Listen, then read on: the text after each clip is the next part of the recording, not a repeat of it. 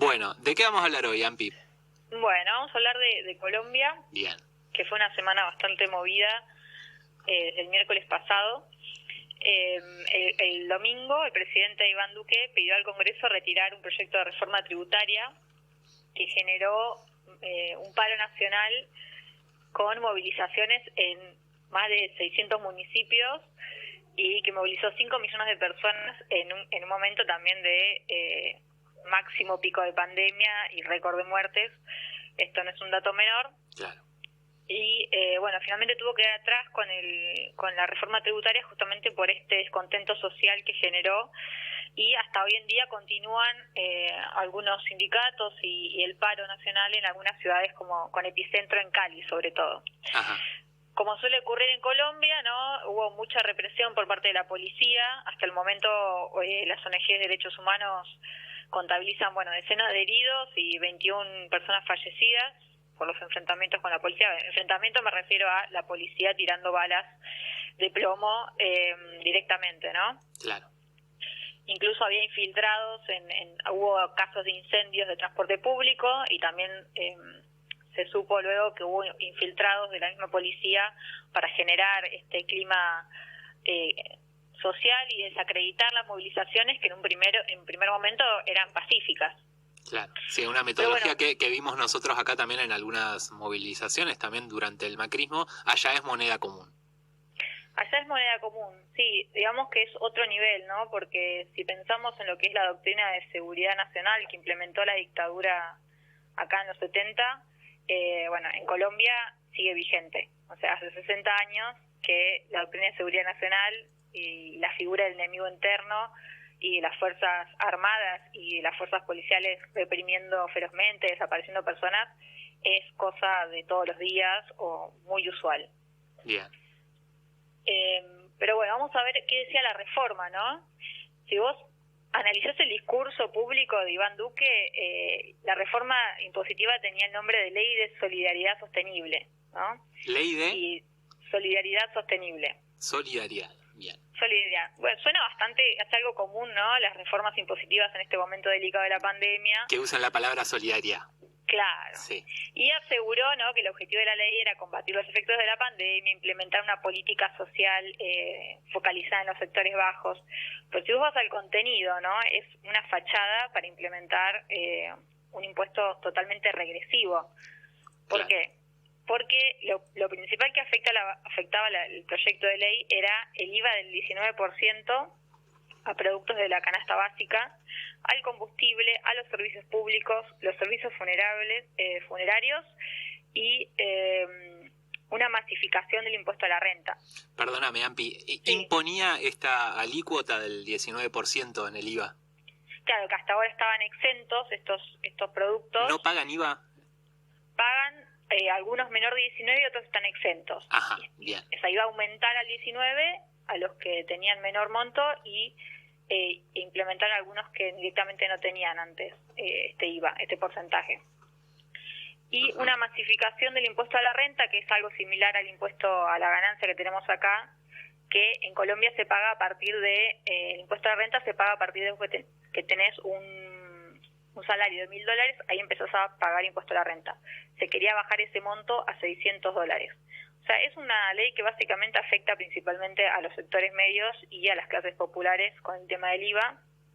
O sea, solamente tenía un elemento progresivo que era la creación de un impuesto del 1% a los que tengan un patrimonio de más de $1.000.000, pero en su esencia era un impuesto totalmente regresivo. Claro, sí, el IVA es el impuesto regresivo por excelencia. Por excelencia, no hay forma de disfrazarlo por más que le pongas un nombre bonito y solidario y lo que vos quieras, no hay manera. Claro. El IVA siempre va a ser regresivo. Justamente es lo contrario a la solidaridad, este tipo de impuestos, porque no hay ningún tipo de discriminación positiva. Digo, un indigente entra a un supermercado a comprar un pan y paga el mismo IVA que si va a un multimillonario. Sí, además que este no es la primera reforma impositiva que hace Duque. O sea, desde que asumió esta sería la tercera reforma. En 2019 implementa una ley de financiamiento donde justamente reduce los ingresos del Estado, pero a partir de rebaja de impuestos a los grandes capitales del sector del petróleo y los sectores financieros. Entonces, en vez de volver a retomar ese impuesto que él mismo había bajado, y busca aumentar las arcas fiscales a partir de aumentar el IVA en un momento súper sensible. Y además el tema principal, ¿no?, es que busca justamente acortar la brecha de déficit fiscal que tiene Colombia, que es de un 8%. 8% de déficit fiscal, sí, es un montón. Sí, y tiene el 50% de deuda, o sea, 50% de su PBI es deuda externa. O sea, si lo contás, la deuda externa comparado con su PBI, el 50% representa la deuda que tiene el país con el Fondo Monetario. Son 15 ¿Solo con el Fondo Monetario? Sí. Claro. Sí. No, porque si vos me decís 50% no me parece tanto cuando hay países que están endeudados además del 100, y hablamos de países del primer mundo como, no sé, Japón, tiene un altísimo nivel de deuda. Pero si es solo con el FMI, que es el prestamista de última instancia, chao. Sí, el tema es que está pateando el tema de los intereses de la deuda. Claramente no es el único, ¿no? Pero el nivel que tiene de endeudamiento Colombia es muy alto y justamente está intentando cortar la brecha fiscal desde los sectores medios y los sectores populares. Claro. Si bien hubo bastante conmoción en los últimos días porque se dio a conocer que aumentó mucho la brecha de pobreza, ¿no? El 42% de los colombianos son pobres. Hubo un retroceso en los índices de desarrollo humano de 10 años. Algo similar sucedió, ¿no?, en términos generales en toda la región por los efectos económicos de la pandemia. En realidad lo que se intenta con este impuesto es pagar los intereses de la deuda con el FMI. Claro. Y y no se toca la ley impositiva a los grandes capitales, que la exención que hizo ya en el 2019 Iván Duque. Así que digamos que el tema de la reforma fue además el puntapié de un hartazgo más general del modelo neoliberal y también del modelo político que tiene en Colombia. Claro. Que es básicamente una democracia restringida. ¿Te acuerdas del año pasado que hablamos que hubo también movilizaciones en contra de la represión estatal? Sí. En realidad esto fue en pandemia. En 2019 hubo protestas masivas que se conoció como el 21N. Hay cierto paralelismo con lo que pasó en Chile, pero Colombia es el país más violento de América Latina, sí, y el segundo más desigual después de Brasil, y en lo que va de la era Duque ya hay 178 masacres, o sea, enfrentamientos con los paramilitares y las Fuerzas Armadas, con casi 800 líderes sociales asesinados, solamente en lo que va de este gobierno. Una locura. Y en este año 54. O sea, son números que realmente asustan, pero te digo, hace 50 años que vienen transitando este contexto de violencia permanente, donde hay un cogobierno también entre los paramilitares y el Estado, y los desplazamientos internos es uno de los más grandes del mundo, digamos. Es casi como si estuviera en la guerra civil de Siria, el nivel de migraciones forzadas dentro del territorio, ¿no? Porque justamente se da esta batalla por el control del territorio, que representa los intereses también del narcotráfico por las zonas rurales, los cultivos. Si bien vos ves que en Netflix le echan toda la culpa al narcotráfico a Pablo Escobar, sí, en los últimos años se duplicó la producción de cocaína en Colombia. Claro. Pero bueno, entonces lo que te comentaba, esto si bien es producto de la reforma tributaria, implica algo mucho más grande que se viene gestando desde este 21N, de este paro nacional. Incluso el Comité Nacional del Paro, que surgió en 2019 a raíz de estas movilizaciones, fueron el ente organizador de las movilizaciones de ahora, que todavía incluso continúan, a pesar de que Iván Duque ya dio vuelta atrás con la reforma. Ahora aparecen otros reclamos sociales donde el trasfondo es el modelo económico, ¿no? Muy neoliberal, muy privatizador, y que Iván Duque obviamente desde que asume baja el salario mínimo, privatiza ciertas empresas estatales. Hay como un revival de toda la era neoliberal más fuerte, que igualmente Colombia nunca fue el paladín del populismo ni nada menos, no, pero hay como un claramente no. recrudecimiento sumado a la violencia que ya vienen sufriendo los colombianos hace más de medio siglo. Pero bueno, hay que ver también qué pasa el año que viene. Hay elecciones presidenciales, hay que ver si todo este descontento social se puede cristalizar en alguna unidad y una victoria de la izquierda que hasta ahora siempre actuó de manera fragmentada. Y en ese sentido, ¿cómo es el mapa político electoral o cómo ha sido en los últimos años en la oposición a Duque? ¿Qué tenemos?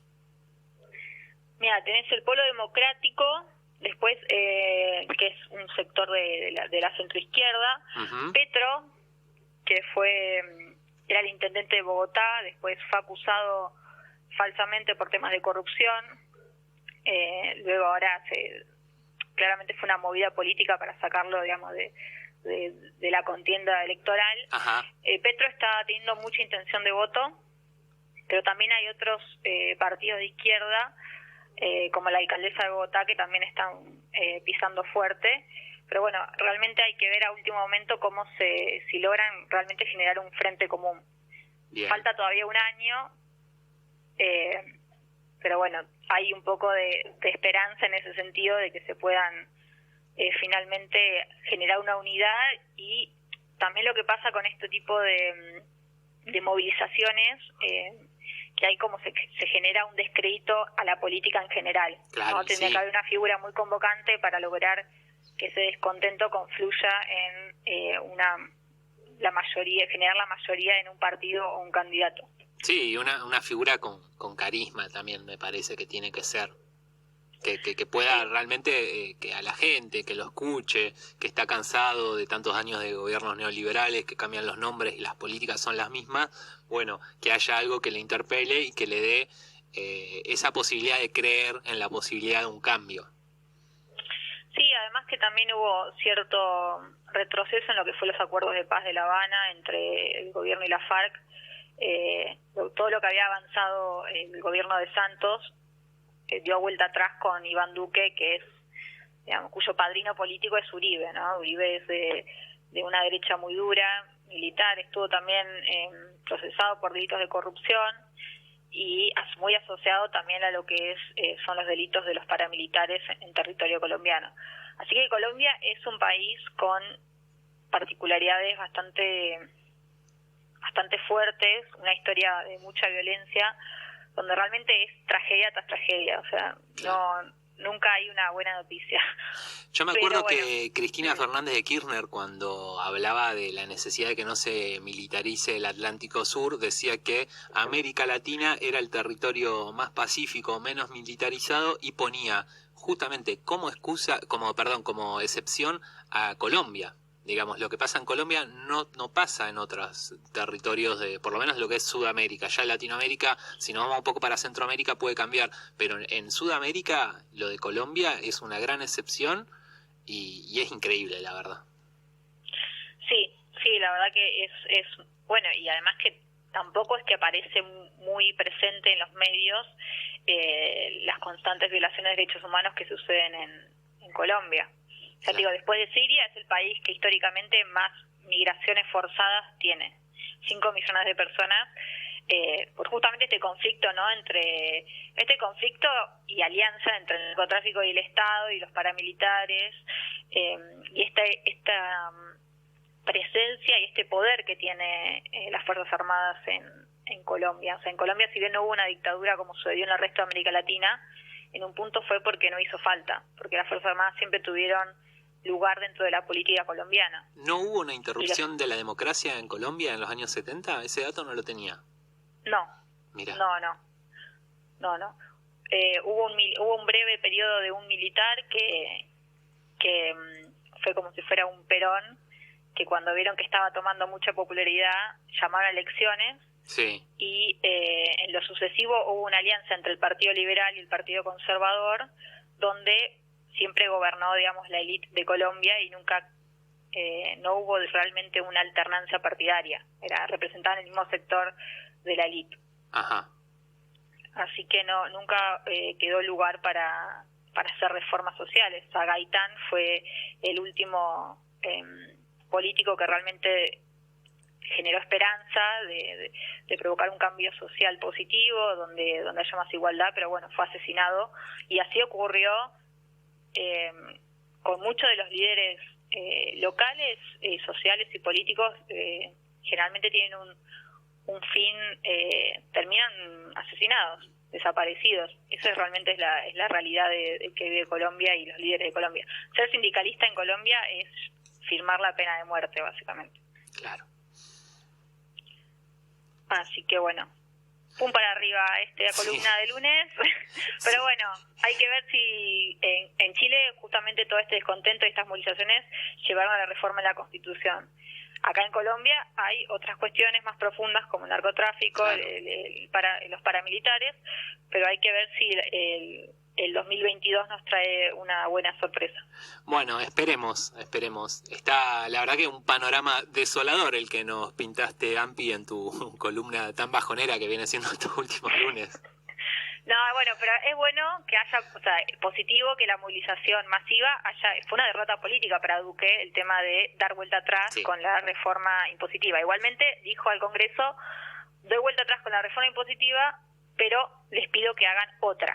O sea, no la dio totalmente de baja, pero sí es una derrota política para su gobierno y para la derecha más reaccionaria, que es la que representa. Bien, esperemos que el pueblo se pueda colar, ¿no? Por esos resquicios que van dejando las gestiones y estos momentos, estos impas, ¿no? Donde parece ser que tienen la sartén agarrada por el mango, pero por ahí tienen que volver atrás. Bueno, esperemos que aproveche el pueblo colombiano y se una y pueda cambiar su historia. Esperemos que pase eso. Vamos a ver, vamos a seguir cerca a Colombia, que están pasando cosas interesantes. Bien. Bueno, Ampi, te mando un abrazo grande. Gracias por tu columna de todos los lunes. Un abrazo, Juani. Abrazo. Era Amparo Sayago con su columna Miradas al Sur, toda la información de actualidad latinoamericana.